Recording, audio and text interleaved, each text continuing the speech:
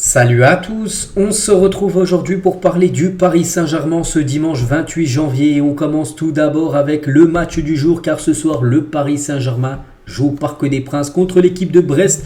Donc gros choc, le PSG premier, Brest est actuellement troisième de la Ligue 1, donc bien sûr c'est un gros match pour cette suite de Ligue 1 et bien sûr c'est à victoire, donc le PSG se rapprocherait toujours un petit peu plus du titre de Ligue 1. Un petit rappel les gars sur l'état de forme des deux équipes parce que le PSG reste sur 5 victoires d'affilée, mais Brest, les gars, c'est la même chose. 5 victoires d'affilée, que du vert pour les deux équipes, que des victoires. Donc à prendre au sérieux, bien sûr, cette équipe de Brest. Même si les derniers, Brest-PSG ou PSG-Brest, à chaque fois et souvent, ça tourne en faveur du PSG. Donc depuis le dernier, le 29 octobre 2023, où le PSG s'est imposé difficilement, mais victoire quand même. 3-2 contre Brest. Tout là, c'est des victoires, les gars. La dernière fois que le PSG n'a pas gagné contre Brest, c'était le 24 avril 2011. Bon, après, ils ont souvent joué en Ligue 2, comme Brest. 2014 à 2019, c'était en Ligue 2. Bref, mais voilà, le PSG, il n'y a pas de nul. De là à là, je sais pas, il y a combien de matchs, je n'ai pas compté, à peu près une quinzaine de matchs. Que des victoires. Victoire 2-1, victoire 1-0, 2-0, 4-2, 2-0, 3-0, 3-0, 2-1, 5-2, voilà.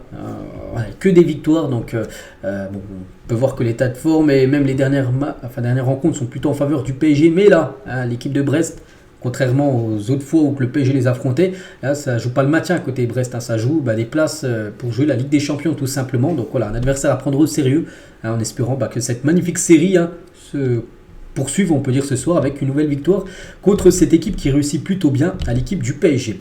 Donc PSG, Brest, ensuite il y aura Strasbourg, c'est le 2, donc la semaine prochaine. Ensuite de nouveau encore Brest, cette fois-ci en Coupe de France, ça sera un 8e de finale. Après, il y aura la réception de Lille. C'est vrai que là, sur les 4 prochains matchs, il y a 3 matchs à domicile. Donc Brest et Lille.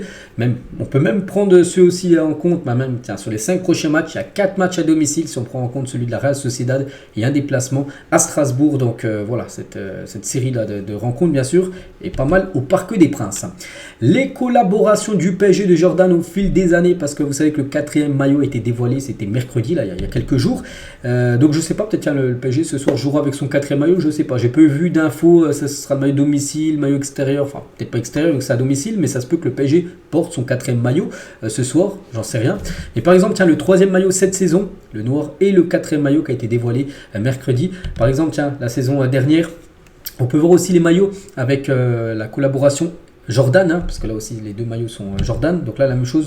EOS, je crois que ça devait être extérieur et le 4e maillot la saison dernière avec bien sûr Jordan. Donc là aussi c'était en 2021-2022, donc il y a 2 ans, le maillot domicile et le 4e maillot qui était un maillot de couleur blanc, mais le maillot en Ligue des Champions, version domicile extérieur en 2018-2019.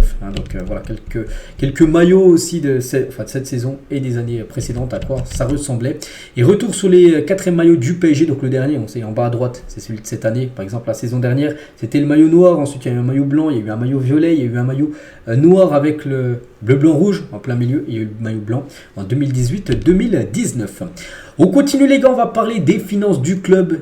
Et les finances se portent très très bien. Et ça c'est une bonne nouvelle. Pour la première fois, le Paris Saint-Germain se classe dans le top 3 des clubs les plus puissants au monde avec un chiffre d'affaires qui dépasse les 800 millions d'euros. C'est tout simplement énorme. Donc la progression du club est fulgurante. Le Real Madrid premier avec 831 millions d'euros de chiffre d'affaires. Manchester City deuxième avec 826 millions pour arrondir. Et le PSG troisième avec 801 millions d'euros. Tout cela sans être propriétaire de son stade dans un Parc des Princes limité en place.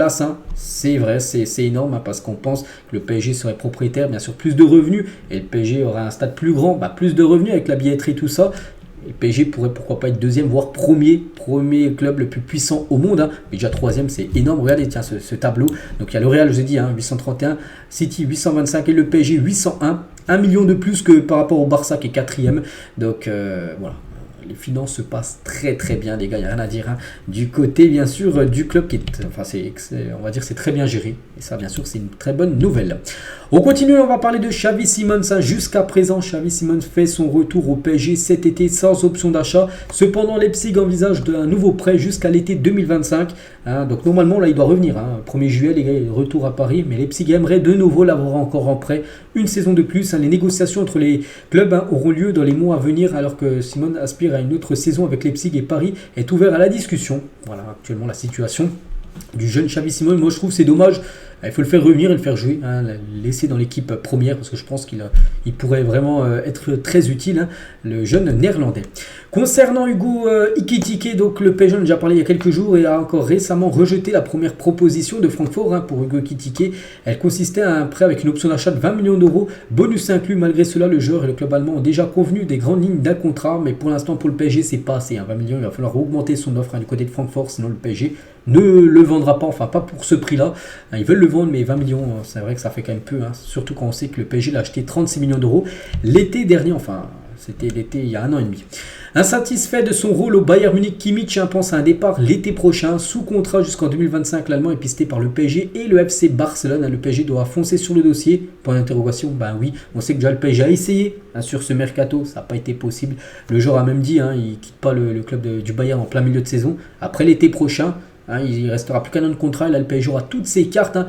Et ce qui différencie le PSG au Barça, c'est que le PSG les finance, on a parlé juste avant, sont dans le vert total, alors que le Barça, malgré qu'ils étaient 4e, hein, mais en gros ils ont beaucoup de dettes, hein, le Barça, et les finances ils sont dans le rouge, ils ne pourront pas poser par exemple un 70 millions d'euros, j'en sais rien, je ne sais pas le prix de Kimmich, alors que le PSG pourra mettre cette somme. Donc voilà, Kimmich, hein, on verra les gars, il y a peut-être des chances l'été prochain qu'il débarque au club.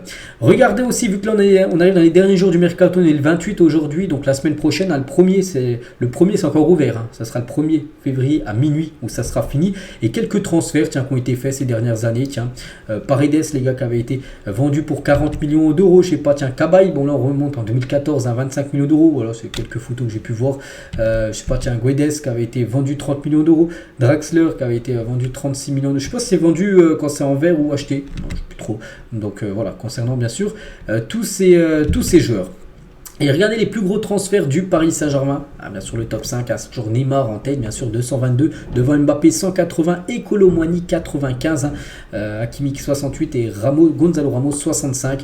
Sans les bonus, hein, c'est avec Ramos, ça monte à 80 parce qu'on rajoute 15 millions de bonus. Donc voilà, pour l'instant, toujours le top 5 des plus gros transferts de l'histoire du PSG. Bon, il y a eu des réussites. Mbappé, réussite totale. Hakimi, réussite totale. Il y en a plutôt mitigé, Neymar on est plutôt mitigé, hein, surtout par rapport à la somme. Et pour l'instant il y a des flops, hein, c'est de là Kolo Muani, Ramos. Pour l'instant, bon après ça fait que 6 mois qu'ils sont là, mais pour l'instant c'est pas trop ça, c'est de là. Et c'est vrai que le PSG, on sait que niveau achat-revente, c'est pas l'un des clubs qui gère le plus, on va dire. Voilà, parce qu'en gros moins 410 millions d'euros, ça veut dire par rapport entre 2014 et 2023, par rapport à l'achat de joueurs et la revente après. Par exemple Neymar, les gars, on est d'accord, il a été acheté 222 millions d'euros. Revendu 90, bon le PSG avait quand même limité la casse en vendant aussi cher à Al Hilal, hein. En plus il a été blessé juste après, mais bon le PSG, hein, a perdu comme 130 millions d'euros dans l'opération, vous avez compris. Donc tout ça cumulé depuis entre 2014 et 2023, donc le PSG c'est moins 410 millions d'euros par rapport à acheter un joueur et après quand il est revendu. Donc bon, il y a des clubs qui font pire, mais bon, le PSG c'est quand même moins 410 millions d'euros. Donc voilà, c'est-à-dire que le PSG prend souvent des douilles, enfin achète souvent des joueurs chers, puis après ils sont revendus les joueurs beaucoup moins chers. Qu'est-ce qui est le plus différent dans le fait de rejoindre un grand club comme le PSG? Donc Kanguini, tiens, qui a été questionné par GQ, c'est un magazine, hein, il a dit: partir en tournée, c'était ma première tournée, j'ai appris qu'ils prennent au sérieux la création de contenu et qu'ils gèrent les plannings des joueurs comme une horloge, hein. Kanguini, tiens, avant le match contre Dortmund, hein, donc le match contre Dortmund ne s'est pas déroulé comme prévu, mais cela ne signifie pas non plus que nous avons hésité à jouer ce que nous voulions ou que nous avons joué timidement, hein. Mon style est de montrer tout ce que je peux faire sur le terrain. Je parcours souvent tranquillement la ville les jours où je n'ai pas de match et je me rends compte que Paris est une icône de la culture et de la mode, hein. Bon après il est interviewé les gars par magazine GQ qui est un magazine de la mode, hein. C'est pour ça qu'il a un peu parlé aussi de la mode, hein. Mon endroit préféré à Paris est le Parc des Princes. J'ai l'impression que c'est un stade vraiment spécial. Quel que soit le stade d'une équipe de classe mondiale lequel vous vous rendez, il existe peu d'endroits offrant une atmosphère joyeuse comme le Parc des Princes, hein. Voilà, des beaux messages, désolé, sur Paris, hein. Pour l'instant, j'aime vivre à Paris. Contrairement à l'Espagne, je n'aime pas le froid. Bon après c'est vrai qu'il fait plus froid quand même à Paris qu'en Espagne, hein. L'espagnol et le français sont similaires, hein. Le problème c'est la prononciation du français, parce qu'il essaye d'apprendre la langue française, mais bon, hein, ça prend du temps, hein, bien sûr, comme Luis Enrique, hein, il a dit qu'il allait apprendre la langue française, mais il a dit qu'en gros c'était compliqué, hein, bien sûr, d'apprendre le français. Donc voilà, quelques déclarations de Kanguini, le joueur sud-coréen.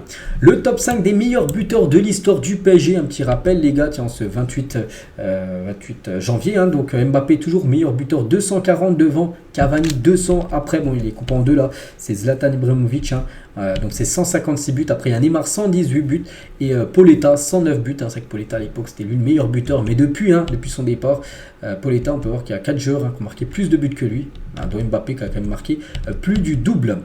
Et on finit avec cette photo les gars, Maïlu et Zeremri en 2018, les deux milieux du Paris Saint-Germain finissaient meilleurs buteurs du tournoi U12 de la Liga promise et récupéraient chacun leur trophée des mains de Raoul. On peut voir le jeune Maïlu et le jeune Zeremri, les deux maintenant, bien sûr sont des joueurs, un titulaire quasiment indiscutable, Zeremri, et l'autre on passe de devenir aussi, pourquoi pas, un joueur important bien sûr pour l'équipe parisienne pour le futur. Donc voilà les gars ce qu'on va dire aujourd'hui. J'espère que ça vous a plu. Je vous souhaite une bonne journée. Je vous souhaite également un bon match. PSG Brest, c'est ce soir. On parlera bien sûr du résultat demain. Allez, moi je vous laisse. Bonne journée à vous et à demain.